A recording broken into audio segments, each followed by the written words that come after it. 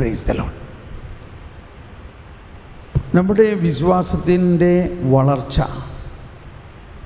വിശ്വാസം വളരുമ്പോൾ പ്രാർത്ഥന, വരദാനങ്ങൾ, ജീവിതം എല്ലാം വളരെ വിജയകരമാകും. നമ്മുടെ ജീവിതത്തിൽ തന്നെ എന്തെങ്കിലും നിരാശയോ ബുദ്ധിമുട്ടോ കഷ്ടതയോ തളർച്ചയോ ഒക്കെ ഉണ്ടെങ്കിൽ അതിൻ്റെ യഥാർത്ഥ കാരണം വിശ്വാസം വേണ്ട രീതിയിൽ വളർന്നിട്ടില്ല എന്നാണ്. അതാണ് 1 യോഹന്നാൻ 5-ാം അധ്യായത്തിൽ 4-ാമത്തെ വചനത്തിൽ പറയുന്നുണ്ട്, ലോകത്തിൻ്റെ മേലുള്ള വിജയം നമ്മുടെ വിശ്വാസമാണ്. 1 യോഹന്നാൻ 5-ാം അധ്യായത്തിൽ 4-ാമത്തെ വചനത്തിൽ പറയുന്നത് ഇതാണ് ലോകത്തിന്മേലുള്ള വിജയം. ഇതാണ് ലോകത്തിൻ്റെ മേലുള്ള വിജയം, നമ്മുടെ വിശ്വാസം. ഒന്നെല്ലാവരും ഏറ്റു പറഞ്ഞേ, കരം ഉയർത്തി. ലോകത്തിന്മേലുള്ള വിജയം ഇതാണ് നമ്മുടെ വിശ്വാസം. ഒന്നുകൂടി ശബ്ദം ഉയർത്തി. ലോകത്തിന്മേലുള്ള വിജയം ഇതാണ് നമ്മുടെ വിശ്വാസം. കുടുംബജീവിതത്തിലായാലും സാമൂഹ്യ ജീവിതത്തിലായാലും പ്രാർത്ഥനാ ഗ്രൂപ്പിലായാലും ശുശ്രൂഷ ജീവിതത്തിലായാലും എല്ലാത്തിൻ്റെയും വിജയം നമ്മുടെ വിശ്വാസം അനുസരിച്ചിരിക്കും. അപ്പോൾ എന്തെല്ലാം തകർച്ചകളും പരാജയങ്ങളും ബുദ്ധിമുട്ടുകളും കഷ്ടതകളും നിരാശകളും ഒക്കെ ഉണ്ടെങ്കിൽ ഒന്നുകൊണ്ട് വിഷമിക്കേണ്ട. വിശ്വാസം വർദ്ധിക്കുമ്പോൾ ഇതെല്ലാം മഞ്ഞുപോലെ അങ്ങ് പോകും. ശുശ്രൂഷയ്ക്ക് വേണ്ടി വിളിക്കപ്പെട്ടവരാണെങ്കിൽ, നമ്മൾ വിശ്വാസം മറ്റുള്ളവർക്ക് പകരുന്നവരാണെങ്കിൽ നമ്മളിൽ കരുത്തേറിയ ഒരു വിശ്വാസം ഉണ്ടായാലല്ലേ മറ്റുള്ളവർക്ക് കൊടുക്കാൻ പറ്റുള്ളൂ. മനസ്സിലായോ? അതുപോലെ തന്നെ കുടുംബജീവിതം നമ്മൾ നയിക്കണമെങ്കിൽ ആ കുടുംബത്തിൽ ഒരുപക്ഷെ നമ്മൾ ഒരാളെ വിശ്വാസി ഉണ്ടാവുള്ളായിരിക്കും. ചിലർ പറയും, എൻ്റെ ബ്രദറെ, ഞാൻ ഒരാളെ പള്ളിയിൽ പോകണുള്ളൂ, ബാക്കിയുള്ളവരൊന്നും പള്ളിയിൽ പോലും പോകണില്ല, ക്രിസ്ത്യാനിയാണെന്ന് പറഞ്ഞിട്ട് എന്താ കാര്യം എന്നൊക്കെ പറയാറുണ്ട് ചിലർ. അപ്പോൾ ഞാൻ പറഞ്ഞു, നീ ഒരാളിലൂടെ ആ കുടുംബത്തിലേക്ക് മുഴുവനും പ്രകാശം കൊണ്ടുവരാൻ വേണ്ടിയാണ്, അല്ലാണ്ട് അവരെ കുറ്റം പറഞ്ഞിട്ട് കാര്യമില്ല. നീ ഒരാളിലൂടെ ആ കുടുംബം മുഴുവനും രക്ഷപ്പെടാൻ വേണ്ടിയാണ്. അതുകൊണ്ട് നീ തളരാതെ, നീ അവരെ നോക്കാതെ, നീ കർത്താവിനെ നോക്ക്. കർത്താവേ, എന്നെ എന്തിനാണ് ഈ കുടുംബത്ത് കൊണ്ടുവന്നേക്കണേ, അല്ലെങ്കിൽ എന്നെ എന്തിനാണ് ഈ കുടുംബം നാഥനാക്കിയിരിക്കുന്നത്? എന്നിലൂടെ അങ്ങയുടെ വിശ്വാസവും പ്രകാശവും ജ്ഞാനവും ഈ കുടുംബം മുഴുവനും കൊടുത്ത് ഈ കുടുംബത്തെ മുഴുവനും ഉയർത്തണം. ഒരിക്കലൊരു സഹോദരി, അവരൊരു വക്കീലാണ്, അവർ വന്ന് പറയുകയാണ്, എൻ്റെ ബ്രദറെ, എനിക്ക് ഈ കോടതിയിൽ ഒട്ടും ഇഷ്ടമാവില്ല. കാരണം അവിടെ ഇപ്പോൾ പറയാൻ പറ്റില്ല, അവിടെ എല്ലാവരും നമുക്കറിയാലോ, എനിക്ക് അവിടെ നിലനിൽപ്പില്ല. ഞാൻ പറഞ്ഞു, അതുകൊണ്ട് ഞാൻ ഈ കോടതിപ്പണി വിട്ട് വേറെ വല്ല ജോലിക്ക് പോകാൻ പോവാം. അപ്പോൾ ഞാനൊന്ന് പ്രാർത്ഥിച്ചപ്പോൾ കണ്ടത് ഒരു മെഴുകുതിരി ഇങ്ങനെ കത്തി നിൽക്കണം, ഒരു മെഴുകുതിരി കത്തി നിൽക്കണം. അപ്പോൾ ഞാൻ പറഞ്ഞു, ഈ മെഴുകുതിരി പോലെ ഒരു അന്ധകാരം നിറഞ്ഞിരിക്കണ വലിയ മുറിയാണെങ്കിലും അതിലൊരു മെഴുകുതിരി കത്തുമ്പോൾ അന്ധകാരം പോയോ ഇല്ലയോ? അന്ധകാരം പോയില്ലേ? അന്ധകാരത്തെ പരാജയപ്പെടുത്തി. അപ്പോൾ നമ്മളുടെ വിശ്വാസമാണ്, നമ്മൾ വിശ്വാസമുണ്ടെങ്കിൽ ആ വിശ്വാസം ഒരു പ്രകാശമാണ്. ഏതുപോലെ അന്ധകാരം നിറഞ്ഞിരിക്കണ ഒരു സ്ഥലത്ത് നമ്മൾ ഒരേ ഒരാളുള്ളൂവെങ്കിലും ആ ഒരാൾ ഒരു മെഴുകുതിരി പോലെ കത്തി നിൽക്കുമ്പോൾ ഒരന്ധകാരത്തിനും അവിടെ എല്ലാം അന്ധകാരം എന്ന് ചോദിച്ചോ, അവിടെ എല്ലാം അന്ധകാരമോ, ഞാൻ ഒരാളേ ഉള്ളൂ മതി. ആ ഒരു മെഴുകുതിരിനെ ഈ അന്ധകാരത്തിന് പരാജയപ്പെടുത്താൻ പറ്റുമോ? അന്ധകാരത്തിന് പരാജയപ്പെടുത്താൻ പറ്റുമോ? പറ്റില്ല. ഇനി ആ ഒരു മെഴുകുതിരി അവിടെ ഇല്ലെങ്കിലോ അന്ധകാരം ജയിച്ച മാതിരിയാവും. അങ്ങനെയാണോ? അങ്ങനെയാണോ? എന്നാൽ ഞാൻ പോണില്ല, ഞാൻ അവിടെ തന്നെ പിടിച്ചു നിൽക്കും. Praise the Lord. കണ്ടോ, വിശ്വാസമാണ് വിജയിപ്പിക്കണമെന്ന് പറഞ്ഞത്. അങ്ങനെ അവർ പിടിച്ചു നിന്നു. ഇപ്പോൾ അവർ വലിയ പൊസിഷനിലായി. അപ്പോൾ നമ്മുടെ ജീവിതത്തിൻ്റെ സാഹചര്യങ്ങളും അതിനു ചുറ്റുമുള്ള അന്ധകാരം എത്ര വലുതാണെങ്കിലും നമ്മൾ ഒരു വിശ്വാസി അവിടെ ഉണ്ടെങ്കിൽ, നമ്മൾ ഒരു മെഴുകുതിരി പോലെ അവിടെ പ്രകാശിക്കുകയാണെങ്കിൽ അപ്പോൾ തന്നെ അന്ധകാരം പരാജയപ്പെട്ടു. ഈ അന്ധകാരവും പ്രകാശവും ബൈബിളിൻ്റെ ആരംഭം മുതലുള്ള ഒരു ആശയമാണ്, ഒരു തീം ആണ്. ഉൽപ്പത്തിയിൽ തന്നെ നമുക്ക് കാണാം, എല്ലാം അന്ധകാരമായിരുന്നു, ഖേവോസ്, രൂപരഹിതമായിരുന്നു. അവിടെ ഒരു വചനം ദൈവം പറഞ്ഞു, പ്രകാശമുണ്ടാകട്ടെ. അത് പരിശുദ്ധാത്മാവുമായിട്ട് ചേർന്നു. പരിശുദ്ധാരൂപി ജലത്തിൻ്റെ മേൽ ചലിച്ചുകൊണ്ടിരുന്നു. ആ വചനം പരിശുദ്ധാത്മാവും കൂടി ചേർന്നു രൂപരഹിതമായ അന്ധകാരം നിറഞ്ഞ ആ അവസ്ഥാവിശേഷത്തെ മാറ്റി മനോഹരമായ ഒരു രൂപം, പ്രപഞ്ചം സൃഷ്ടിക്കപ്പെട്ടു. അപ്പോൾ അവിടെ മുതൽ ഈ പുതിയ സൃഷ്ടിയാകുന്നതെല്ലാം പരിശുദ്ധാത്മാവിൻ്റെ പ്രവൃത്തിയാണ്. അന്ന് മനുഷ്യൻ്റെ സൃഷ്ടിച്ചപ്പോൾ ദൈവം അവൻ്റെ മേൽ നിശ്വസിച്ചു, അവന് ജീവനുണ്ടായി. പക്ഷേ അവൻ മണ്ണിൽ നിന്നുണ്ടാക്കിയതായതിൻ്റെ പേരിൽ അവന് മണ്ണിൻ്റെ കുറച്ച് ബലഹീനതകളൊക്കെ ഉണ്ടായിരുന്നു. അങ്ങനെ അവൻ പാപം ചെയ്തു. ആ പാപാവസ്ഥയിൽ നിന്ന് അവനെ രക്ഷിച്ച യേശു ഉയർത്തെഴുന്നേറ്റ് വീണ്ടും നിശ്വസിച്ചു. ഒരു രണ്ടാമത്തെ ഉൽപ്പത്തി, മനുഷ്യവംശത്തെ മുഴുവനും പുതിയൊരു സൃഷ്ടിയാക്കുന്ന ഒരു നവോത്ഥാനത്തിൻ്റെ ആരംഭമാണ്. അത് യേശുക്രിസ്തുവിലൂടെയാണ്. ക്രിസ്ത്യാനി ഒരു മതം, മറ്റു വേറൊരു മതം, അങ്ങനെ വേറൊരു മതം, ഇങ്ങനെ വേറൊരു മതം എന്നതല്ല സത്യം. ക്രിസ്തു മനുഷ്യവംശത്തെ മുഴുവനും നവീകരിക്കുന്നതിനും പുനരുജ്ജീവിപ്പിക്കുന്നതിനും അങ്ങനെ പ്രപഞ്ചത്തിൽ പുതിയ ഒരു ലോകമുണ്ടാകാൻ വേണ്ടിയാണ്. യേശുക്രിസ്തു ക്രിസ്ത്യാനികളുടെ ഒരു പ്രൈവറ്റ് പ്രോപ്പർട്ടി അല്ല. യേശുക്രിസ്തു വന്നപ്പോൾ ഒറ്റ ക്രിസ്ത്യാനിയും ഉണ്ടായിരുന്നോ? യേശുക്രിസ്തു ജനിച്ചപ്പോഴോ മരിച്ചപ്പോഴോ ഒറ്റ ക്രിസ്ത്യാനി ഉണ്ടായിരുന്നോ? പിന്നെ ആർക്ക് വേണ്ടിയാണ് യേശു വന്നത്? നമ്മുടെ വിശ്വാസത്തിൻ്റെ ആഴങ്ങളിലേക്ക് ചെല്ലുമ്പോൾ ഇത് വലിയൊരു കാര്യമാണ്. ഈ അപ്പസ്തോല പ്രവർത്തനത്തിൽ പത്രോസെല്ലാം പറഞ്ഞ വലിയൊരു കാര്യം, ആകാശത്തിന് കീഴെ മനുഷ്യരുടെ രക്ഷയ്ക്കായി മറ്റൊരു നാമവും നൽകിയിട്ടില്ല യേശുനാമമല്ലാതെ, യേശുക്രിസ്തു അല്ലാതെ. ഇതൊക്കെ പണ്ട് ഒരുപാട് പാടിയിട്ടുള്ളതാണ്. ഒന്ന് പാടി. ആകാശത്തിൻ കീഴിൽ വേറൊരു നാമമില്ലല്ലോ യേശുനാമമല്ലാതെ, യേശുനാമമല്ലാതെ, മാനവരക്ഷയ്ക്കുള്ളിൽ വേറൊരു നാമമില്ലല്ലോ യേശുനാമമല്ലാതെ, യേശുനാമമല്ലാതെ. വ്യക്തിപരമായി നമുക്കുണ്ടാകേണ്ട പ്രധാന ഒരു വിശ്വാസത്തിൻ്റെ ബോധ്യം ഇതാണ്. ഈ ബോധ്യം വ്യക്തിപരമായിട്ടുണ്ടാകുമ്പോൾ, അത് പരസ്യമായി പ്രഘോഷിക്കുമ്പോൾ, അത് നമ്മുടെ പ്രാർത്ഥനയിലൂടെയും ഈ പ്രപഞ്ചം മുഴുവനിലും പ്രസരിക്കാൻ ഇടയാവുന്നു. അതാണ് മധ്യസ്ഥത്തിൻ്റെ അർത്ഥം. മധ്യസ്ഥ പ്രാർത്ഥനക്കാരായാലും വിശ്വാസം വളരണമെങ്കിൽ ഈ അടിസ്ഥാന തത്വം വിശ്വസിക്കണം. യേശുക്രിസ്തു ഒരു മതം ഉണ്ടാക്കാനല്ല വന്നത്, മറ്റു മതങ്ങളെപ്പോലെ.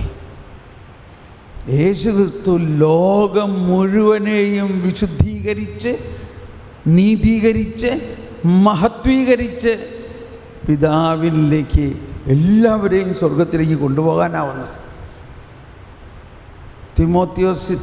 തിമോത്തിയോസിന് എഴുതിയ ലേഖനത്തിൽ 1-ാം ലേഖനം 2-ാം അധ്യായം 3-ാമത്തെ വചനത്തിൽ 3-4 വചനത്തിൽ പറയുന്നത്, എല്ലാവരും രക്ഷിക്കപ്പെടണമെന്നും സത്യമറിയണമെന്നുമാണ് അവിടുന്ന് ആഗ്രഹിക്കുന്നത്. എന്തെന്നാൽ ഒരു ദൈവമേ ഉള്ളൂ, ദൈവത്തിനും മനുഷ്യർക്കും മധ്യസ്ഥനായി ഒരുവനേയുള്ളൂ, മനുഷ്യനായ യേശുക്രിസ്തു. അവൻ എല്ലാവർക്കും വേണ്ടി തന്നെ മോചനമൂല്യമായി നൽകി. അതാണ് നമ്മൾ വിശുദ്ധ ബലി അർപ്പിക്കുമ്പോഴെല്ലാം ആ ബലിയുടെ അർപ്പണം തന്നെയാണ് ഇവിടെ നടക്കുന്നത്.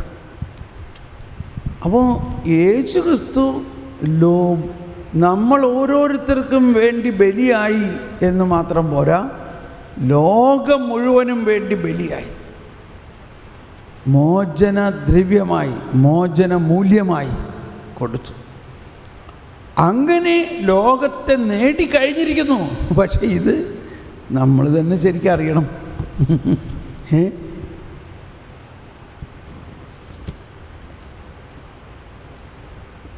നമ്മൾ തന്നെ ശരിക്കും അറിയണം. അതോടൊപ്പം ഈ അറിവ് നമുക്കുണ്ടാകുമ്പോൾ ഈ അറിവ് ഒരു ബുദ്ധിയുടെ തലത്തിലല്ല, അത് നമ്മുടെ ആത്മാവിൻ്റെ വികസനമാണത്. ആ അറിവുള്ള ഒരാൾ 2 വാക്ക് പറഞ്ഞാൽ അവൻ്റെ ആ വിശ്വാസം പ്രസരിക്കും. ഈ അറിവില്ലാണ്ട് യേശുക്രിസ്തു ഞങ്ങളുടെ ക്രിസ്ത്യാനികളുടെ ദൈവമാണ്, നിങ്ങളുടെ ദൈവം നിങ്ങൾക്കുണ്ട് ഇങ്ങനെ വിചാരിക്കുകയാണെങ്കിൽ നമ്മൾ ഈ ക്രിസ്ത്യാനിയാണെന്ന് പറഞ്ഞുകൊണ്ടൊന്നും വലിയ പ്രയോജനമില്ല. ക്രിസ്ത്യാനിയാണെന്ന് പറയുന്നുണ്ടെങ്കിലും ക്രിസ്തു ആരാണെന്ന് നമുക്ക് മുഴുവനും അറിയുന്നില്ല. വാസ്തവത്തിൽ നമ്മൾ ആരെയും വിമർശിക്കുകയല്ല, നമ്മളൊരു കാര്യം മനസ്സിലാക്കാൻ വേണ്ടിയിട്ടാണ്. ഈ അറിവ് എനിക്ക് 40 വയസ്സായപ്പോഴേ എനിക്കുണ്ടായത്. എല്ലാ ദിവസവും പള്ളിയിൽ പോയി, എല്ലാ ദിവസവും കുർബാനയ്ക്ക് പോയിരുന്നു ഞാൻ. ഈ കുർബാനയിൽ എന്തോരം പറയാണ്, മനുഷ്യവർഗത്തിൻ്റെ പ്രത്യാശയായ ക്രിസ്തു എന്നെല്ലാം പറയുന്നുണ്ടോ ഇല്ലയോ? പക്ഷേ ഇതൊക്കെ പറയുന്നുണ്ടെങ്കിലും ഇതൊക്കെ ഒരു അധര വ്യായാമം പോലെ ഇങ്ങനെ പറയുന്നു. ഉള്ളിൻ്റെ ഉള്ളിൽ, ഹൃദയത്തിൽ അതൊന്നും ഗ്രഹിക്കുന്നില്ല. നമ്മളുടെ നാട്ടിൽ ഒരു വശത്ത് ഹിന്ദുക്കളുടെ അമ്പലമുണ്ട്, ഒരു വശത്ത് ചോമാരുടെ അമ്പലമുണ്ട്, ഒരു വശത്ത് പുലയന്മാരുടെ അമ്പലമുണ്ട്, ഒരു വശത്ത് ആ അമ്പലമുണ്ട്. അങ്ങനെ കുറേ അമ്പലങ്ങൾ. അതിൻ്റെ ഇടയ്ക്ക് മുസ്ലിം പള്ളിയുണ്ട്, അതിൻ്റെ ഇടയ്ക്ക് നമ്മുടെ ഒരു പള്ളിയുണ്ട്. അപ്പോൾ അവർക്കൊരു ദൈവമുണ്ട്, ഇവർക്ക് ദൈവമുണ്ട്, അങ്ങനെ നമ്മുടെ ഒരു ദൈവം. ഇങ്ങനെയൊക്കെ ഉള്ള ഒരു ജനറൽ നോളേജിലാണ് ഒരുപക്ഷെ നമ്മൾ പോകുന്നത്. ജനറൽ നോളേജ് അതല്ല ക്രിസ്തീയ വിശ്വാസത്തിൻ്റെ അടിസ്ഥാനം. യേശു ക്രിസ്തു ഭൂലോകപാപം നീക്കുന്ന ദൈവത്തിൻ്റെ ചെമ്പരിയാട്ടിൻ കുട്ടിയായ ഈശോ തമ്പുരാൻ എന്ന് പറഞ്ഞ എല്ലാവരും, ഭൂലോകപാപം നീക്കുന്ന ദൈവത്തിൻ്റെ ചെമ്പരിയാട്ടിൻ കുട്ടിയായ ഈശോ തമ്പുരാൻ. ഇത് മറ്റു മതങ്ങളുടെ പോട്ടെ, നമ്മുടെ തന്നെ പിള്ളേർ തെമ്മാടിത്തരം ചെയ്യാൻ കാണുമ്പോൾ പറയട്ടെ, നീയൊക്കെ നശിക്കുള്ളൂ, നീയൊക്കെ നരകത്തിൽ പോകുള്ളൂ, നീയൊക്കെ ആരോടാ ജനിപ്പിച്ചത്, ഇങ്ങനെയൊക്കെ വരെ നമ്മൾ പറയാറുണ്ട് ചിലപ്പോൾ. ക്ഷമിക്കണം കേട്ടോ, ഒരു ലോക്കൽ ലാംഗ്വേജ് എടുത്തതാണ്, ആണോ ഇല്ലയോ? പള്ളിയിൽ വരുമ്പോൾ മനുഷ്യവർഗത്തിൻ്റെ പ്രത്യാശയായ ക്രിസ്തു, ഭൂലോകപാപം നീക്കും ദൈവത്തിൻ്റെ ചെമ്പരിയാട്ടിക്കുട്ടിയായ ഈശോമ്പുരാനേ ഞങ്ങളുടെ മേൽക്കരുണയായിരിക്കണം. അപ്പോൾ നമ്മുടെ വിശ്വാസം അധരം കൊണ്ട് പറയണതും വീട്ടിൽ വന്നപ്പോൾ എന്ത് പറ്റി പിന്നെ?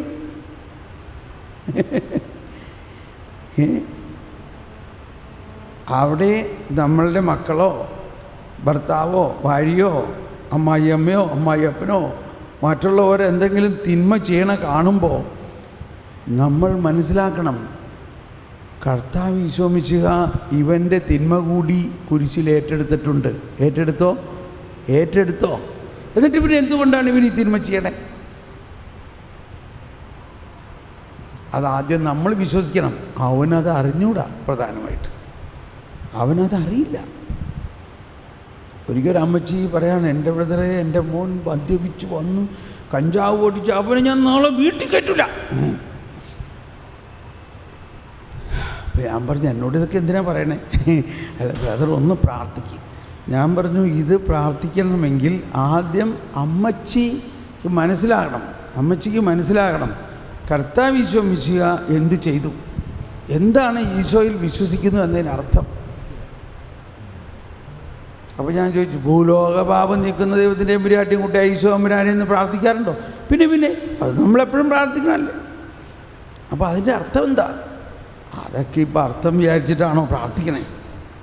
ഇത് തന്നെയാണ് പറയുന്നത്. ഇപ്പോൾ അർത്ഥമൊക്കെ മനസ്സിലാക്കിയിട്ടാണോ പ്രാർത്ഥിക്കണേ? നമ്മൾ ചെറുപ്പം പോലെ അങ്ങനെ പഠിച്ചു, അതിങ്ങനെ പ്രാർത്ഥിച്ചു പോകുന്നു. സത്യമാണ് അമ്മച്ചി പറഞ്ഞത്. അതൊക്കെ ബ്രദറെ, അതൊക്കെ അർത്ഥം ചിന്തിച്ചിട്ടാണോ പ്രാർത്ഥിക്കണേ? എന്നാൽ ഞാനിപ്പോൾ പറഞ്ഞുതരാം. ഈ ഭൂലോക പാപം എന്ന് പറയുന്നത് ആദി മാതാപിതാക്കൾ ചെയ്ത പാപവും അതിൻ്റെ പരിണത ഫലങ്ങളുമാണ്. അത് മുഴുവനും കർത്താവ് ഈശോ മിശിഹ ഏറ്റെടുത്തു. ഈശോ പീഡാസഹനം, മരണം, സംസ്കാരം, ഉയർപ്പ്, ഇതിലെന്താ സംഭവിച്ചത്? ഏറ്റെടുത്തുവോ? കുരിശിനാൽ അവൻ ലോകത്തെ വീണ്ടെടുത്തു. രണ്ടാം സ്ഥലം ഓർക്കണില്ലേ? കുരിശിൻ്റെ വഴി ചെല്ലുമ്പോൾ എന്താ ഈ വീണ്ടെടുത്തു എന്ന് പറയണത്? എന്തെന്നാ വീണ്ടെടുത്തേ? ലോകത്തെ വീണ്ടെടുത്തു. ലോകം ചെയ്ത പാപത്തിന് യേശു തൻ്റെ ജീവൻ കൊടുത്ത്, മോചനദ്രവ്യം കൊടുത്ത്, അതിന് വില കൊടുത്തു. അതിൻ്റെ ശിക്ഷയും ഏറ്റെടുത്ത്, അതിൻ്റെ ശാപവും ഏറ്റെടുത്തു. നമ്മൾ ചെയ്ത പാപത്തിന് യേശു ശിക്ഷ ഏറ്റെടുത്തുന്നു. അതല്ലേ ഈശോ കുരിശിൽ കിടത്തിയതിൻ്റെ അർത്ഥം.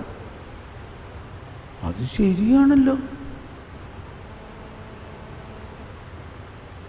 അതാണ് നമ്മൾ പറയണതിൻ്റെ അർത്ഥം. ഭൂലോക പാപം നീക്കുന്ന ദൈവത്തിൻ്റെ ചെമ്പരിയാട്ടിൻ കുട്ടിയായ ഈശോ തമ്പുരാനെ, ഞങ്ങളുടെ മേൽ കരുണയായിരിക്കണേ. അപ്പോൾ ഇപ്പോൾ അമ്മച്ചിക്ക് ഇപ്പോൾ മനസ്സിലായോ? അതേ, ഞാൻ ഇത്രയും നാൾ അങ്ങനെ ചിന്തിച്ചിട്ടുണ്ടായിരുന്നില്ല ബ്രദറെ. അപ്പോൾ മനസ്സിലായല്ലോ? മനസ്സിലായി. ഇനി അടുത്ത് മനസ്സിലാകേണ്ടത്, അമ്മച്ചിയുടെ പാപം മാത്രമല്ല, ലോകത്തിലുള്ള സകല മനുഷ്യരുടെയും പാപം ഏറ്റെടുത്തു എന്നതിൽ അമ്മച്ചിയുടെ മകനും കൂടി ഉണ്ടായിരുന്നു. അപ്പോൾ ബ്രദർ എന്തീ പറയണത്? എൻ്റെ ഈ മദ്യപിക്കുകയും കഞ്ചാവടിച്ച് ഇവിടെ വന്ന് തെറി പറയണ അവൻ്റെ പാപവും ഈശോ ഏറ്റെടുത്തുന്നോ? ആ, ഏറ്റെടുത്തു. അപ്പോൾ പിന്നെ അവനിങ്ങനെയൊക്കെ ചെയ്യണം എന്തുകൊണ്ടാ? അമ്മച്ചിക്ക് തന്നെ ഇപ്പോഴാണ് ഈ വിവരം മനസ്സിലാവുന്നത്. പിന്നെ അമ്മച്ചിയുടെ മകൻ്റെ കാര്യം അവനിത് മനസ്സിലാക്കുന്നുണ്ടോ? ശരിക്കും ഇല്ല. ഇവിടെയാണ് നമ്മുടെ വിശ്വാസം എന്ന് പറയുന്നത്. അതുകൊണ്ട് അമ്മച്ചി ഇനി എന്ത് ചെയ്യണം? ഇനി അവനെ തെറി പറയരുത്, വഴക്ക് പറയരുത്. അവൻ കള്ളു കുടിച്ച് വരണ നേരത്ത് പറഞ്ഞാൽ ഒട്ടും പ്രയോജനമില്ല. പ്രയോജനമുണ്ടോ? കള്ളു കുടിച്ച് പറ്റായിട്ട് വരണവനോട് കുറേ തെറി പറഞ്ഞിട്ടുണ്ടെങ്കിൽ വല്ല കാര്യമുണ്ടോ? ഇതൊരു ജ്ഞാനമാണ്. രാവിലെ അവന് ഇച്ചിരി ബോധം വന്നു കഴിയുമ്പോൾ പറയണം, എടാ കുട്ട, എടാ ഉണ്ണി, എടാ മോനെ, നിൻ്റെ ഈ മദ്യപാനവും കഞ്ചാവടിയും ഒന്നും നിനക്ക് സ്വയം മാറ്റാൻ പറ്റില്ല. എന്നാലേ നമുക്ക് രണ്ടുപേർ കൂടി ഒന്ന് ഈശോനോട് പ്രാർത്ഥിക്കാം. ഈശോ അതൊക്കെ കുരിശിലെടുത്ത് കഴിഞ്ഞതാണ്. നമ്മളതങ്ങ് വിശ്വസിച്ചുകൊണ്ട് ആ കരുണയും കൊണ്ട് ഡ്രെന്ന് പറഞ്ഞങ്ങ് ഒഴുകാൻ പറയും. ഓ, അങ്ങനെയൊക്കെ പറഞ്ഞവൻ വീണ്ടും പോയി കുടിക്കൂല്ലേ? കണ്ടോ, ഇതാണ് നമ്മുടെ വിശ്വാസക്കുറവ്. ഇത് അവനല്ല ഇതിന് കാരണമെന്ന് എങ്ങനെ പറയണേ? അവനോട് എത്ര പ്രാവശ്യം പറഞ്ഞിട്ടുള്ളതാണ് തെറ്റാണത്. പിന്നെ അവൻ എന്തുകൊണ്ട് അങ്ങനെ ചെയ്യണേ? കാര്യം മനസ്സിലാവുന്നില്ലേ? അതാണ് നമ്മുടെ പ്രശ്നം. നമ്മൾ അപ്പോഴും ഉദ്ദേശിക്കണത് അവൻ മനസ്സിലാക്കിയാൽ, ഈ തെറ്റാണെന്ന് മനസ്സിലാക്കിയാൽ അവന് ചെയ്യാതിരിക്കാൻ പറ്റുന്നു. അവന് തെറ്റാണെന്ന് അറിയാം. എന്നിരുന്നാലും പരിശുദ്ധാത്മാവിൻ്റെ ശക്തി യേശുവിലുള്ള വിശ്വാസത്തിലൂടെ നമ്മളിൽ ഒഴുകുമ്പോൾ മാത്രമേ ഒരുവനിൽ നിന്നും ഈ തിന്മ പൂർണ്ണമായി മാറുകയുള്ളൂ.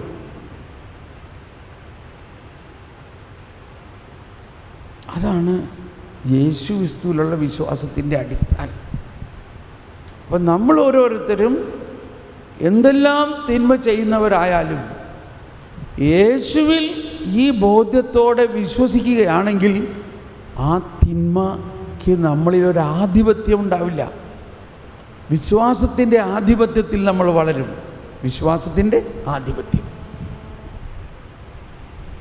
മറിച്ച് നമ്മുടെ ശക്തി കൊണ്ട് ഞാനിതൊക്കെ മാറ്റും, എനിക്ക് വഴിയിലൊന്നും വരണ്ട എന്ന് പറയുമ്പോൾ ഒരിക്കലും അത് മാറില്ല. കഴിഞ്ഞ ആഴ്ചയിൽ നമ്മുടെ ധ്യാനത്തിൽ 20 വർഷം പള്ളിയിൽ കയറാതിരുന്ന ഒരാൾ ധ്യാനം കൂടാൻ വന്നു. അവനിന്ന് ഞങ്ങൾ കണ്ടപ്പോൾ അവൻ്റെ സന്തോഷം, 20 വർഷമായിട്ട് അവൻ പള്ളിയിലും വന്നിട്ടില്ല, കുമ്പസാരിച്ചിട്ടില്ല. അങ്ങനെ ഒരു കണക്കിന് അവൻ ധ്യാനത്തിന് വന്നു. അവൻ പറയാണ്, ഇത്രയും ആനന്ദകരമാണെന്ന് അറിഞ്ഞിരുന്നില്ല. അപ്പം നമ്മൾ വിശ്വാസത്തിൻ്റെ ആനന്ദം, ആ സന്തോഷം, ആ അനുഭവം നമുക്കുണ്ടായി കഴിയുമ്പോൾ നമ്മൾ ആരെയും കുറ്റം പറയില്ല, വിധിക്കില്ല. മറിച്ച് അവർക്ക് വേണ്ടി പ്രാർത്ഥിക്കുകയും ഈ സുവിശേഷത്തിൻ്റെ സത്യം അവരോട് പറയും. അങ്ങനെയാണ് സുവിശേഷം പ്രസരിക്കുന്നതും വിശ്വാസം പ്രസരിക്കുന്നതും. വിശ്വാസമാണ് പ്രസരിക്കേണ്ടത്. യേശുക്രിസ്തു നമുക്ക് വേണ്ടി എന്ത് ചെയ്തു? നമ്മുടെ വിശുദ്ധ കുർബാനയിൽ ഉടനീളം ഇതാണ് പറയുന്നത് മുഴുവനും. മനുഷ്യവർഗത്തിൻ്റെ പ്രത്യാശയായ യേശുവേ ക്രിസ്തുവേ, അവൻ നമ്മുടെ പാപങ്ങളും കടങ്ങളും പൊറുത്തു സ്വർഗരാജ്യത്തിൽ നവമായ ജീവിതം പ്രദാനം ചെയ്തു. വിശുദ്ധ കുർബാന സ്വീകരണം കഴിഞ്ഞിട്ട് നമ്മൾ പറയുക, പ്രാർത്ഥിക്കുന്ന ഇതാണ്: വിശ്വാസപൂർവ്വം നമ്മൾ സ്വീകരിച്ച് ദിവ്യരഹസ്യങ്ങൾ ഞങ്ങളുടെ കടങ്ങളുടെ പൂർത്തിക്ക് കാരണമാകട്ടെ, കടങ്ങളുടെ പൂർത്തിക്ക് കാരണമാകട്ടെ. യുഗങ്ങളുടെ രാജാവായ മിശിഹായേ, നീ ദാസന്റെയും സൃഷ്ടാവിന്റെയും സാദൃശ്യനാകുന്നു. നിന്നിൽ വിശ്വസിച്ച സകലരുടെയും കറകളും കടങ്ങളും നിന്റെ ശരീരരക്തങ്ങളാൽ നിർമ്മാർജ്ജനം ചെയ്യുകയും ക്ഷമിക്കുകയും ചെയ്തു. നിന്റെ ശരീരരക്തങ്ങളാൽ നിർമ്മാർജ്ജനം ചെയ്തു, ക്ഷമിക്കുകയും ചെയ്തു. നമ്മൾ ഈശോയെ സ്വീകരിക്കുന്നുണ്ട്. നമ്മൾ ഈശോയെ സ്വീകരിക്കുമ്പോൾ ഇതും പറഞ്ഞുകൊണ്ടാണ് സ്വീകരിക്കുന്നത്: കർത്താവ് ഈശോയുടെ ശരീരവും രക്തവും നിത്യജീവനും പാവങ്ങൾക്കും മറ്റും പൊറുതിക്കും കാരണമാകട്ടെ എന്ന് പറഞ്ഞിട്ടായിരുന്നു. സ്വീകരിക്കുന്നുണ്ടെങ്കിലും നമ്മൾക്ക് ശരിക്കും വിശ്വാസമുണ്ടോ? ഇത് സ്വീകരിച്ചു കഴിഞ്ഞാൽ പിന്നെ നമുക്ക് പാപം ചെയ്യാൻ പറ്റില്ല എന്ന്, നമ്മുടെ പാപം മുഴുവൻ യേശു ഏറ്റെടുത്തുന്നു. ഈ വിശുദ്ധ കുർബാനയിൽ തന്നെ ആ കുദാശവചനം പ്രാർത്ഥിക്കുമ്പോൾ അപ്പം എടുത്ത് വാഴ്ത്തിയിട്ട്, ഇത് നിങ്ങളുടെ പാപമോചനത്തിനായി ഞാൻ തന്നു. വിശുദ്ധ രക്തം നൽകിക്കൊണ്ട് കാസ എടുത്തിട്ട്, ഇത് നിങ്ങളുടെ പാപമോചനത്തിനായി ഞാൻ നൽകുന്ന നവീനവും സനാതനവുമായ ഉടമ്പടിയാണ്. നമ്മൾ എത്ര പ്രാവശ്യം, മിക്കവാറും എല്ലാ ദിവസവും ഈ ഉടമ്പടി സ്വീകരിക്കുന്നുണ്ടെങ്കിലും നമ്മളുടെ വിശ്വാസം വളരേണ്ടിയിരിക്കുന്നു. നമ്മുടെ വിശ്വാസം കൂടുതൽ വളരുമ്പോൾ പടിപടിയായിട്ട് നമ്മൾ വിശുദ്ധീകരിക്കപ്പെടും, നമ്മൾ ശക്തീകരിക്കപ്പെടും, നമ്മൾ നീതീകരിക്കപ്പെടും, നമ്മൾ മഹത്വീകരിക്കപ്പെടും. 4 കാര്യങ്ങളാണ് നടക്കുന്നത്. അപ്പോൾ വിശ്വാസമാണ് ലോകത്തിൻ്റെ മേലുള്ള വിജയം. ലോകത്തിൻ്റെ മേലുള്ള വിജയം നമ്മുടെ വിശ്വാസമാണ്. നമ്മളെ സംബന്ധിച്ച് ദൈവത്തിന് വലിയ പദ്ധതികളുണ്ട്. അതെല്ലാം ദൈവത്തിൻ്റെ കയ്യിൽ നിന്ന് നമ്മൾക്ക് വാങ്ങണമെങ്കിൽ ഈ വിശ്വാസം വർദ്ധിച്ചാൽ മതി. മറിയത്തോട് ഗബ്രിയേൽ ദൂതൻ വന്ന് പറയുന്നതിന് മുൻപ് ഒരു പുരോഹിതനായ സക്കറിയായോട് വന്ന് പറഞ്ഞു, ഇല്ലേ, പറഞ്ഞു, നിൻ്റെ ഭാര്യ ഗർഭിണിയാവും. എൻ്റെ ഭാര്യ വേറെ ആളുടെങ്കിലും ആയിരിക്കും? ഇല്ല, നിൻ്റെ ഭാര്യ. അയ്യോ, ഞങ്ങൾ ഇത്രയും വയസ്സായ ഞങ്ങൾ എങ്ങനെയാ ഇതാവണേ? കണ്ടോ, സക്കറിയായ്ക്ക് വിശ്വസിക്കാൻ പറ്റണില്ല. സക്കറിയായ്ക്ക് വിശ്വസിക്കാൻ പറ്റണില്ല. ഗബ്രിയേൽ പറഞ്ഞു, ഞാൻ ദൈവസന്നിധിയിൽ നിന്ന് വരുന്ന ദൈവ ദൂതനായ ഗബ്രിയേലാണ്. വിശ്വസിക്കാൻ പറ്റണില്ല. അതിനെ ഒരു കുറ്റമായിട്ട് കാണാതെ ഒരു അവസ്ഥ ആയിട്ടൊന്ന് കണ്ടു നോക്ക്. എന്തുകൊണ്ട് വിശ്വസിക്കാൻ പറ്റുന്നില്ല? അവർ മോശയുടെ നിയമമെല്ലാം കൃത്യമായിട്ട് അനുസരിച്ച് ആ പ്രമാണങ്ങളെല്ലാം കാത്ത് പരിപാലിച്ചു പോകുന്നവരായിരുന്നു. അവർ വിശുദ്ധിയിൽ ജീവിക്കുന്നവരായിരുന്നു പ്രമാണങ്ങളനുസരിച്ച്. പക്ഷേ വിശ്വാസമില്ല. ഇതാണ് പഴയ നിയമത്തിൽ നിന്നും പുതിയ നിയമത്തിലേക്ക് വരുന്ന ഒരു ട്രാൻസിഷൻ എന്ന് പറയാം. ഇതായിരുന്നു പഴയ നിയമത്തിലുണ്ടായിരുന്ന കുറവ്. അവസാനം ഗബ്രിയേൽ പറഞ്ഞു, ഞാൻ പറഞ്ഞ കാര്യങ്ങൾ അഥവാ ദൈവം പറഞ്ഞ ഈ വചനം വായിക്കാമോ? യഥാകാലം പൂർത്തിയാകേണ്ട എൻ്റെ വചനം, യഥാകാലം പൂർത്തിയാകേണ്ട എൻ്റെ വചനം അവിശ്വസിച്ചതുകൊണ്ട് നീ മൂകനായിത്തീരും. ഇവ സംഭവിക്കുന്നതുവരെ സംസാരിക്കാൻ നിനക്ക് സാധിക്കുകയില്ല. ഇപ്പം നമ്മൾക്ക് കത്തോലിക്ക സഭയിൽ തന്നെ ഒരുപാട് മൂകതയുണ്ട്. മൂകരാണ്. എന്തുകൊണ്ടാണ് മൂകരായിരിക്കുന്നത്? ഒരുപാട് പേര് എല്ലാവരും ജ്ഞാനസ്നാനം സ്വീകരിച്ച് ദൈവമക്കളാണ്, വചനമൊക്കെ അറിയേണ്ടതാണ്, വചനം പ്രഘോഷിക്കേണ്ടതാണ്. പക്ഷേ പലർക്കും ഒരു മൂകത. ഒരിക്കൽ എന്നെ ഒരു വണ്ടിയിൽ കൊണ്ടുപോയ ഒരു സഹോദരി, അവർ 2 മണിക്കൂർ വണ്ടിയിൽ ഇരുന്ന് എന്തോരം വാചകം അടിച്ചെന്നറിയാം. അവസാനം ആ പ്രെയർ മീറ്റിങ്ങിൻ്റെ അവിടെ ചെന്നപ്പോൾ ഞാൻ അവരോട് പറഞ്ഞു, നിങ്ങളുടെ ദൈവാനുഭവം ഒരു സാക്ഷ്യമായിട്ട് പറഞ്ഞ്. ബ്രദറെ, ഞാനങ്ങനെ പറയുന്നു, എനിക്കത് പറയാൻ അറിഞ്ഞൂടാ. മൂകത. 2 മണിക്കൂർ കാറിലിരുന്ന് എന്തോരം എന്നോട് വാചകടിച്ച ആൾ ഇവിടെ ഒരു വചനം പറയാൻ വന്നപ്പോൾ എനിക്ക് അറിഞ്ഞൂടാ. അത് വേണ്ട. ഞാനത് ഇന്നും ആലോചിക്കുകയാണത് എന്തുകൊണ്ട് അവരങ്ങനെ പറഞ്ഞു. അവർ സക്കറിയുടെ മാതിരിയായിപ്പോയി.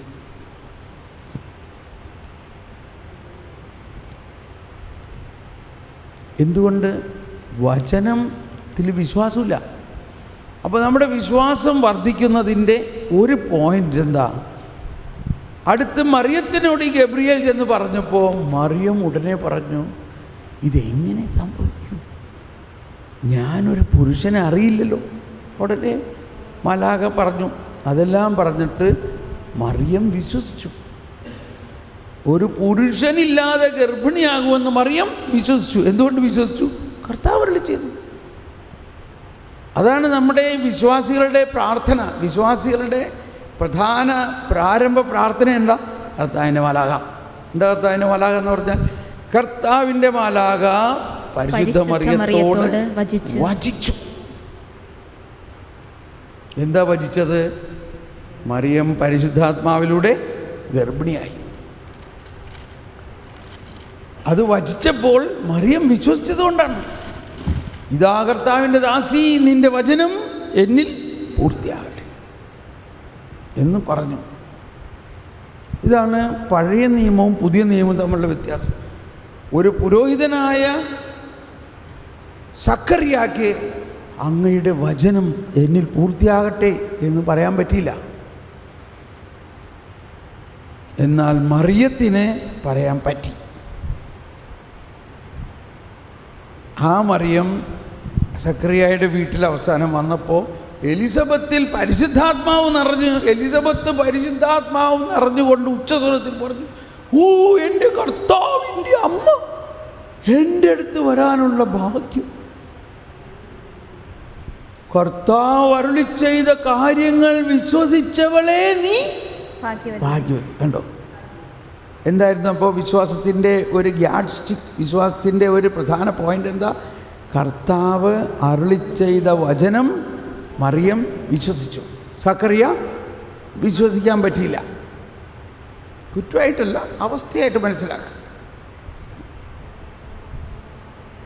നമ്മുടെ വിശ്വാസം വർദ്ധിക്കണമെങ്കിൽ ഇത് വേണം. ബേസിക് ഇതാണ് ആദ്യത്തെ. കർത്താവിൻ്റെ മാലാഖ പരിശുദ്ധ മറിയത്തോട് വചിച്ചു. മറിയം പരിശുദ്ധാത്മാവിനാൽ ഗർഭിണിയായി. ഇതാ കർത്താവിൻ്റെ ദാസി. ഇതെല്ലാ ദിവസവും നമ്മൾ ചെല്ലണതാണെങ്കിലും നമ്മളിങ്ങനെ അർത്ഥം വിചാരിച്ചിട്ടാണോ ചെല്ലണത്? ഈ പറഞ്ഞ മാതിരി അമ്മാമ്മ ചെല്ലാൻ പറഞ്ഞ് പഠിപ്പിച്ചു, നമ്മളിങ്ങനെ ചെല്ലിക്കൊണ്ടു. കർത്താവിനാല പിള്ളേരെ പള്ളിയിൽ പണിയടിച്ചിട്ടാടാ വാടാ കർത്താവിനാലാ ചെല്ലടാ, കർത്താവിനാലാ ചെല്ലി. കർത്താവിൻ്റെ മാലാഖയാണ് സഭയുടെ ത്രികാല ജപം. മാർപ്പാപ്പ മുതൽ സഭയിലെല്ലാവരും, മാർപ്പാപ്പ തന്നെ പരസ്യമായിട്ട് ചെല്ലുന്നുണ്ട്. അതിൻ്റെ ആഴം എന്താ? വിശ്വാസമാണ്. പുതിയ നിയമത്തിൻ്റെ വിശ്വാസ പ്രഘോഷണമാണത്. കർത്താവിൻ്റെ മാലാഖ പരിശുദ്ധ മറിയത്തോട് വചിച്ചു. മറിയം പരിശുദ്ധാത്മാവിലൂടെ ഗർഭിണിയായി. ഇതാ കർത്താവിൻ്റെ ദാസി, നിൻ്റെ വചനം പോലെ എന്നിൽ സംഭവിക്കട്ടെ. അപ്പോൾ നമ്മുടെ വിശ്വാസ വളർച്ചയ്ക്കുള്ള എളുപ്പ വഴിയെ ഞാൻ ഈ പറയണതില്ല. ഫസ്റ്റ്, ഒന്ന്, വിശ്വാസം വർദ്ധിക്കുന്നത് ഈ വചനം ദൈവമാണെന്നും ആ പറയുന്ന വചനം സംഭവിക്കും എന്ന് വിശ്വസിക്കണം. അത് സംഭവിച്ച് കഴിഞ്ഞിരിക്കുന്നു, ഇനി ബാക്കിയുള്ളതും സംഭവിക്കും. ആ മറിയം കുഞ്ഞുമായിട്ട് ജെറുസലേം ദേവാലയത്തിലേക്ക് കാഴ്ചവെപ്പിന് വന്നപ്പോൾ ദേവാലയത്തിൽ ഒരാൾ, പ്രായമായി വയസ്സായ സിമിയോനും നമ്മുടെ സക്കറിയായുടെ മാതിരി ഒരു പുരോഹിതനായിരുന്നു ഇല്ലേ? പക്ഷേ അദ്ദേഹത്തിൽ പരിശുദ്ധാത്മാവ് പ്രവർത്തിച്ചു. പരിശുദ്ധാത്മാവ് പുള്ളിക്ക് നേരത്തെ സന്ദേശം കൊടുത്ത, നീ ഈ രക്ഷ കാണാതെ നിൻ്റെ കണ്ണടയില്ല, നീ മരിക്കുന്നതിന് മുമ്പ് നീ രക്ഷകനെ കാണും. എന്തോ ഒരാകാംക്ഷയോടെ അങ്ങനെ കാത്തിരിക്കുമ്പോൾ ഒരു ദിവസം പരിശുദ്ധാത്മാ പറഞ്ഞു, ഇപ്പോൾ വേഗം പോയിക്കോ, ഇപ്പം ദേവാലയത്തിൽ അവർ വന്നിട്ടുണ്ട്. ഓടി സിമയോൻ. എവിടെയാണാവും? ദേവാലയത്തിൽ നിറച്ച ആൾക്കാരല്ലേ, ആരാന്ന് വിചാരിച്ചുകൊണ്ടാണ്. ദേവാലയത്തിൽ എന്തോരം ആൾക്കാരാണ്. പക്ഷേ പരിശുദ്ധാത്മാവിലെ മറ്റവർക്ക് നക്ഷത്രത്തിലൂടെ കുഞ്ഞിനെ കാണിച്ചു കൊടുത്ത പോലെ പരിശുദ്ധാത്മാവ് ശമയോൻ്റെ ഉള്ളിൽ അവിടെ കണ്ടോ, അവിടെ നോക്കിയപ്പോഴേ തന്നെ പ്രകാശം വരുന്നു. ആ കുഞ്ഞിനെ കയ്യിലെടുത്തിട്ട് പറഞ്ഞു, എൻ്റെ കണ്ണുകൾ അങ്ങയുടെ രക്ഷ കണ്ടു കഴിഞ്ഞു. ആ വചനം സുവിശേഷത്തിലെ ഏറ്റവും പ്രധാനപ്പെട്ട ഒരു പ്രഘോഷണം തന്നെയാണ്. വായിച്ചേ. കർത്താവേ, അവിടുത്തെ വാഗ്ദാനം അനുസരിച്ച് ഇപ്പോൾ ഈ ദാസനെ സമാധാനത്തിൽ വിട്ടയക്കണമേ. എന്തെന്നാൽ സകല ജനതകൾക്കും വേണ്ടി, എല്ലാവരും കരമുയർത്തി നേറ്റ് പറഞ്ഞുകൊണ്ട്, എന്തെന്നാൽ സകല ജനതകൾക്കും വേണ്ടി അങ്ങൊരുക്കിയിരിക്കുന്ന രക്ഷ എന്റെ കണ്ണുകൾ കണ്ടു കഴിഞ്ഞു. അത് വിജാതിയർക്ക് വെളിപാടിന്റെ പ്രകാശവും അവിടുത്തെ ജനമായ ഇസ്രായേലിന്റെ മഹിമയുമാണ്. ഈ ഒറ്റ സെൻറ്റൻസിൽ എല്ലാം അടങ്ങിയിരിക്കുന്നു. ജോൺ പോൾ രണ്ടാമൻ മാർപ്പാപ്പ പറയാറുള്ളത് ദ യൂണിവേഴ്സാലിറ്റി, അതായത് ഈ രക്ഷയുടെ എന്താ യൂണിവേഴ്സാലിറ്റി എന്ന്, സാർവത്രികത. Thank you. ആ സാർവത്രികത ഇതിനകത്ത് അടങ്ങിയിരിക്കുന്നു. മനസ്സിലായി? ഇത് യഹൂദർക്ക് മാത്രമല്ല ചിലരൊക്കെ അന്ന് വിചാരിച്ചിരുന്നത്. പരിശുദ്ധാത്മാവ് പറയുകയാണ്, ഈ സാർവത്രികതയാണ് നമ്മൾ മനസ്സിലാക്കേണ്ടത്. അതാണ് എവാഞ്ചലൈസേഷൻ, അതാണ് മധ്യസ്ഥ പ്രാർത്ഥന, അതാണ് വിശ്വാസത്തിൻ്റെ കാതൽ. അത് വിജാതീയർക്ക് വെളിപാടിൻ്റെ വെളിച്ചമായിരിക്കും. എല്ലാ വിജാതീയരും ഇവരെ അറിയും. അതാണ് നക്ഷത്രം കണ്ടപ്പോൾ ആദ്യം വന്നത് ആരാ? യഹൂദരാണോ ക്രിസ്ത്യാനിയാണോ? വിജാതീയ രാജാക്കന്മാരാണ്. വളരെ ദൂരെ നിന്നും വിജാതീയ രാജാക്കന്മാരെ യേശുവിൻ്റെ അടുത്തേക്ക് നയിച്ചു. വിജാതീയർക്ക് വെളിവ്. ഇപ്പം നമ്മുടെ വിശ്വാസത്തിൽ ഉണ്ടാകേണ്ട കരുത്ത്, ഈ രക്ഷ അന്ന് ഈ വചനത്തിലൂടെ പ്രഘോഷിച്ചതിൻ്റെ എല്ലാം അർത്ഥം ഗ്രഹിക്കണം ശരിക്കും. അത് കുറച്ച് പഠിക്കാനുണ്ട്. അതാണ് ഈശോ പറഞ്ഞു എന്താണ് നിത്യജീവൻ. നമ്മൾ വിശ്വാസപ്രമാണത്തിൻ്റെ അവസാനത്തിൽ പറയുന്നുണ്ട്, ശരീരത്തിൻ്റെ ഉറപ്പിൽ നിത്യമായ ജീവിതത്തിൽ ഞാൻ വിശ്വസിക്കുന്നു. നിത്യജീവൻ എന്ന് പറയുന്നത് മരണാനന്തരമുള്ള ഒരു ജീവൻ മാത്രമല്ല, യേശുക്രിസ്തുവിനെ കുറിച്ചുള്ള അറിവാണ്, ദൈവത്തെക്കുറിച്ചുള്ള അറിവ്. യോഹന്നാൻ്റെ സുവിശേഷം 17-ാം അധ്യായത്തിൽ 3-ാമത്തെ വചനം എല്ലാവരും ഒന്ന് ശബ്ദം ഉയർത്തി വായിക്കാം. ഏകസത്യദൈവമായ അവിടുത്തെയും അങ്ങയച്ച യേശുക്രിസ്തുവിനെയും അറിയുക എന്നതാണ് നിത്യജീവൻ. അപ്പോൾ വിശ്വാസത്തിൻ്റെ വളർച്ചയിൽ ഉണ്ടാകേണ്ട വലിയൊരു അറിവാണ്. നമ്മൾ ദൈവത്തെ എന്തോരം അറിയുന്നു. ഏക സത്യദൈവമായ അങ്ങയെ അറിയുക, അങ്ങയച്ച യേശുക്രിസ്തുവിനെയും അറിയുക. ഈ അറിവിന് പല തലങ്ങളുണ്ട്. ഒന്ന് ഇൻ്റലക്ച്വലായിട്ട്, ബുദ്ധിപരമായിട്ട് ദൈവം ആരാണ്, യേശുക്രിസ്തു ആരാണ്, യേശുക്രിസ്തു എങ്ങനെ ജനിച്ചു, യേശുക്രിസ്തു എങ്ങനെ വളർന്നു, യേശുക്രിസ്തു എങ്ങനെ മരിച്ചു, യേശുക്രിസ്തു ഉയർത്തു, യേശുക്രിസ്തു എന്ത് ചെയ്യണം, ഇതൊക്കെ അറിയണം. രണ്ടാമത് അറിയുക എന്നതിൻ്റെ അർത്ഥം, ഇപ്പോൾ നമ്മൾ വിവാഹിതരാണ് അധികം പേര്, ഭാര്യയും ഭർത്താവും തമ്മിൽ അറിഞ്ഞു എന്ന് പറഞ്ഞാൽ അവർ തമ്മിൽ ഒന്നാകുന്നു, അവർ തമ്മിൽ അങ്ങ് ഒന്നായി. ഇനി അവരെ മാറ്റാൻ പറ്റുമോ? അവർ കലർന്നിരിക്കുന്നു, അവരുടെ ജീവിതം. എന്താണ് നമ്മുടെ വിവാഹം എന്നാൽ? ഞാൻ ഭർത്താവ് എൻ്റെ ഭാര്യയ്ക്ക് എന്നെ തന്നെ അങ്ങ് കൊടുത്തു, അവളെ എനിക്ക് തന്നു. നമ്മുടെ രണ്ട് ജീവനും കലർന്നിരിക്കുന്നു. അതിനാണ് മറ്റൊരു വിധത്തിൽ ഇപ്പം തന്നെ അത് പറയാം, ഉടമ്പടി എന്ന് പറഞ്ഞാൽ.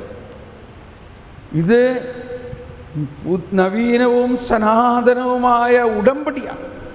എന്താണ് ഉടമ്പടി എന്ന് പറഞ്ഞാൽ? ഉടമ്പടി എന്നത് ഒരു കരാറല്ല.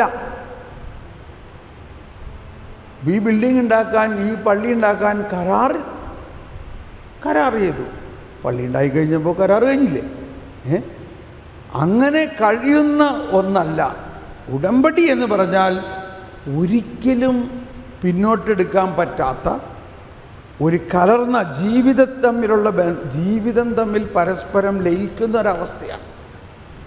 അപ്പോൾ വിവാഹ ഉടമ്പടി എന്നാണ് പറയുക. വിവാഹ ഉടമ്പടിയിലേക്ക് പ്രവേശിച്ചിരിക്കുന്നതെന്ന് പറഞ്ഞാൽ എൻ്റെ ജീവൻ ഞാൻ അവൾക്ക് കൊടുത്തു, അവളുടെ ജീവൻ അവൾ എനിക്ക് തന്നു. ഇത് രണ്ടിൻ്റെയും മധ്യത്തിൽ കർത്താവ് ഈശോ മിശിഹായും കൂടി ഉണ്ട്. അപ്പോൾ എന്ത് സംഭവിച്ചു?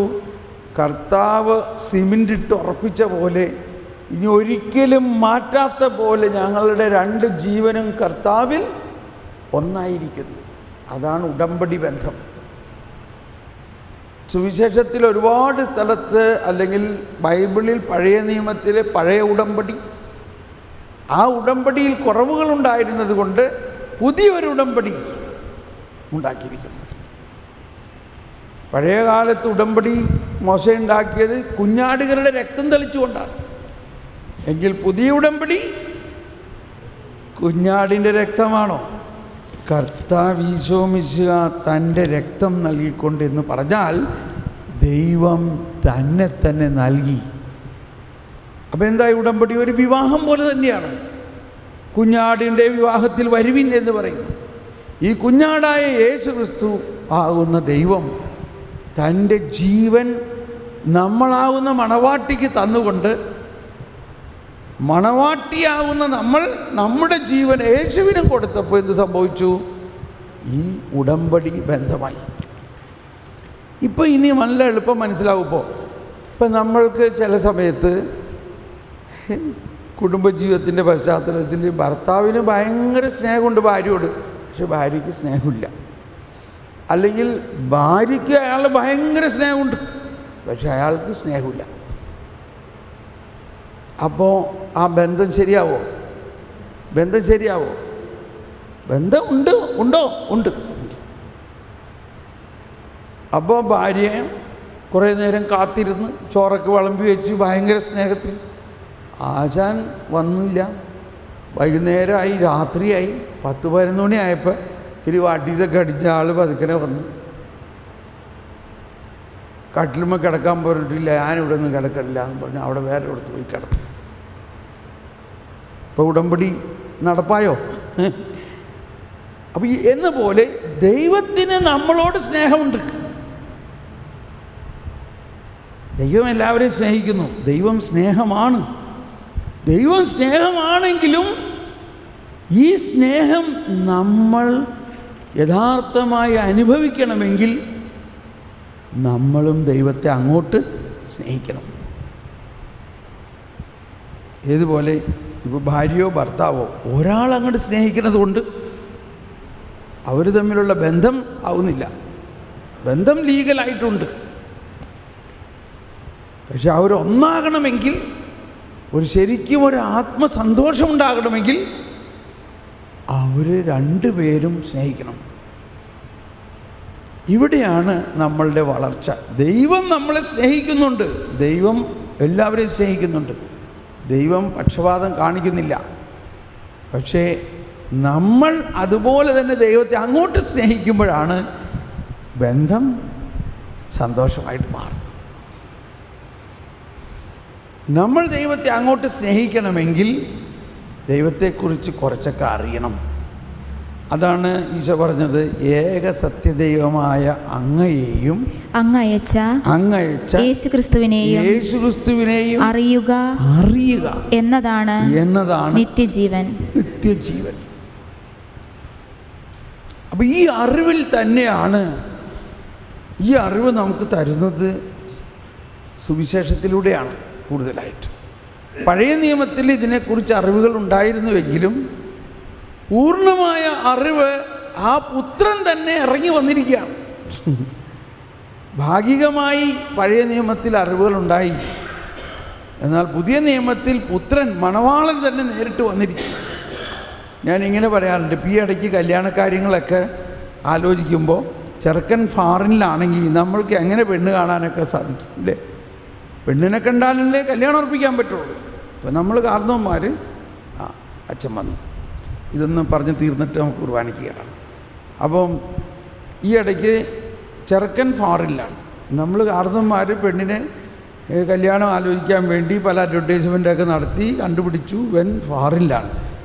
ചെറുക്കൻ്റെ പ്രൊഫൈലൊക്കെ നോക്കിക്കഴിഞ്ഞപ്പോൾ നമുക്ക് പറ്റിയ വീട്ടുകാരുമായിട്ട് ബന്ധപ്പെട്ടപ്പോൾ നമുക്ക് പറ്റിയ വീട്ടുകാരാണ്. പെണ്ണ് കാണൽ നടക്കണില്ല. പെണ്ണ് കാണൽ അപ്പോൾ എന്ത് ചെയ്തു? സ്കൈപ്പിലൂടെ, ഇൻ്റർനെറ്റിലൂടെ, വാട്സപ്പിലൂടെ, മൊബൈലിലൂടെയൊക്കെ പെണ്ണ് കാണൽ നടത്തി. അങ്ങനെ സ്കൈപ്പിലൂടെ പെണ്ണ് കണ്ടു, ചെറുക്കൻ കണ്ടു, പെണ്ണിനെയും കണ്ടു, എല്ലാവർക്കും തൃപ്തിയായി. അങ്ങനെ വീട്ടുകാരുമായിട്ട് ആലോചിച്ചപ്പോൾ കല്യാണം ഉറപ്പിച്ചു. കല്യാണം ഉറപ്പിച്ചെന്ന് വെച്ച് കല്യാണം നടക്കണമെങ്കിൽ സ്കൈപ്പിലൂടെ നടക്കാൻ പറ്റുമല്ലോ, ആൾ നേരിട്ട് വരണ്ടേ.